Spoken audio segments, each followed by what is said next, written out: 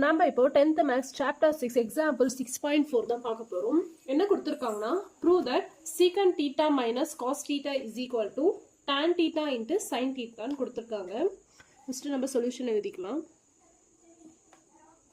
LHS என்னன்னா secant theta minus cos theta ன்னு கொடுத்திருக்காங்க. இப்போ நம்ம secant theta எப்படி எழுதலாம்னா 1 divided by cos theta எழுதலாம் minus cos theta. இப்போ இதை நம்ம cross multiplication எடுக்கும்போது 1 minus cos square theta divided by cos theta வரும். Next 1 minus cos square theta வந்து trigonometry identity படி sin square theta எழுதலாமா divided by cos theta. இப்போ இந்த sin square theta why sin theta divided by cos theta into sin theta நம்ம பிரிச்சு எழுதிக்கிறோம்.